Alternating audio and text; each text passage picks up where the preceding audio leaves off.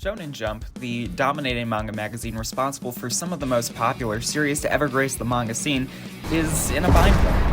Coming off of a spectacular 2020 that was incredible for manga, but not really anything else, the magazine closed many of its most well-known and longest-running series in recent times, including, but not limited to, friggin' behemoths like Demon Slayer, Haikyuu, The Promised Neverland, and, particularly, Chainsaw Man. While Jump is known for some bloody and grotesque series, none of them in recent memory ever really possessed the same gritty, raw feeling that Tatsuki Fujimoto's magnum opus. The feeling that could make you jump out of your seat in unbridled hype, only to be left on the edge of it as soon as you discover a twist that turns your world upside down.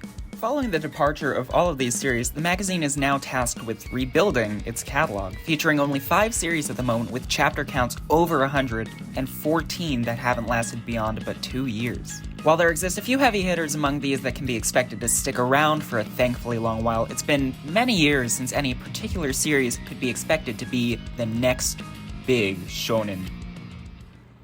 Enter Red Hood. At first glance, Red Hood appears not to be particularly special. It features yet another young, naive, idealistic hero spouting about the power of friendship, haphazardly running into danger in a fantasy world.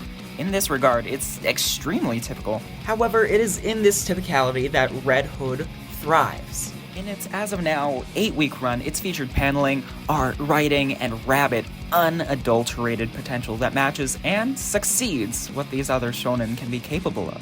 It may be a bit early to call, but Red Hood is the new series I most want to be this next big shonen. The first chapter opens in the small hamlet of Kasoka, destitute and devastated by the ravages of werewolves. Our protagonist, Velu, clearly draws inspiration from Kohei Horikoshi's most well-known work, My Hero Academia, as the author of the story Yuki Kawaguchi was mentored by him for quite some time. The mayor volunteers to sell all of his assets to bring in a professional hunter to exterminate this threat, and we see this little girl. Her jovial smile arriving in the hamlet quickly turns to determined transactional badassery as the villagers scoff at their exterminator. It's here that Kawaguchi shows us how well he handles suspense. There's a scene where, suspecting that the village may feature an imposter, the story parallels the Little Red Riding Hood fable. The granny in this house plants an initial distrust in the patriarch of the village, Heck Horlock, before revealing in a shocking page transition that she was the imposter all along, and that the disappointingly feeble exterminator turns into this absolute badass 9-foot-tall beast of a woman. In this very short scene, gradual suspense followed by insane surprise are shown to be one of this manga's greatest strengths, with the gritty action that follows taking clear inspiration from some of the best panels of Chainsaw Man. The paneling and composition in this manga are gorgeous. It's generally important to pay attention to where the characters are looking, and it's notable that, as opposed to how we in the West view progress as left to right, Eastern Japan actually views this oppositely, featuring looks towards the left side of the pages as being advancing, whereas opposition is often portrayed by movement to the right.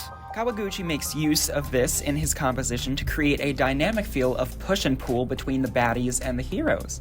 Beyond this, the art in general is astounding, using the same styles of cross-hatching and exaggerated line work that made the panels in Attack on Titan and Chainsaw Man so impactful. Preceded by some insane page turns, the pacing of the conflicts in Red Hood create this aura of hype that grips you and holds you to your seat. Legitimately dynamic typesetting and katakana sound effects heighten the intensity and brutality of scores of scenes. It's a bit early in the story to tell if the main big baddies actually pose some nuanced conflict, but Kawaguchi shows that he is adept at making these werewolves intimidating and savage, as, in addition to the stellar art, they show barbarism in displaying no regret against cold-bloodedly killing one of their own kind in order to gain a lead, as well as a more subdued and looming threat that will seem to impose for chapters to come.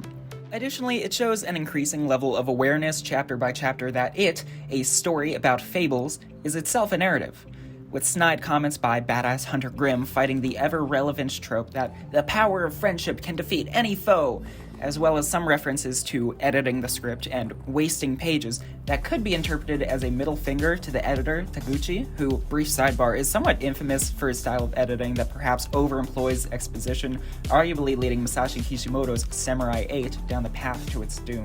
However, seeing as Red Hood is a story about stories, I'd really like to see these metatextual references actually affect the plot in the future, featuring these characters literally fighting against story tropes in order to succeed. The world design in this manga is incredible, too. We see the commanding presence of these mythical beasts in some pages, like this looming tree ent in the distance of this 6th chapter here, as well as these bizarre crab creatures featured in some especially potent angles as both threats to the expedition as well as allies in transport. The werewolves, as mentioned before, are threatening in all sorts of different manners, like this one potentially huge deal final boss. Accompanying this behemoth, we see another companion big baddie from the Red List organization, which could play an enormous role in chapters to come, as well as the not actually dead mayor. Remember when the granny in chapter 1 planted that initial seed of distrust into the reader's brain, proclaiming that Mayor Horlock was some kind of perilous foe? We see here that foreshadowing pays off, and without any more chapters to go off at the moment, it creates more suspense like that which was mentioned before. All these chapters subtly interact in various ways, accentuating the legitimately awesome aspects of previous twists and turns. This twist gets into the readers' heads as there exist a multitude of reasons to both trust and be wary of the heck Horlock. And I cannot wait to see how this develops. Speaking of character design, friggin' crazy, dude. Look at these characters. They're so grandiose, especially this character, Debonair, of which there already exists a plethora of fan art, and this clearly underrated witch, Cinderella, who herself is a reference to another classic fable. There's this brief stint, this parallel to the protagonist plays, where this old man who, like Valoo, is perhaps underqualified for the job of a hunter, who nevertheless proceeds to audition for the role through sheer resolve, and who ultimately must abandon the opportunity, showing the possible routes Valoo could take if he does not work hard enough. And more friggin' cool werewolves! In conclusion, I have a tendency to become intensely attached to newcomer Jump series, who often have yet to prove their worth, but I really do perceive the Hunters Guild Red Hood to have potential, as well as possessing a clear vision that Yuki Kawaguchi would like to follow, as evidenced by copious amounts of foreshadowing and interconnected elements. If any of this interests you at all, I implore of you to give this gem in the making a shot. This manga is something intensely special, and I don't want it to follow cancelled-on-arrival works like Phantom Seer and Hard-Boiled Cop and Dolphin on Shonen Jump's cutting room floor. The magazine has been rather cold-blooded in its gutting of underperforming series, so I'd like to see this series get some love. I hope you all have a marvelous day, and take care.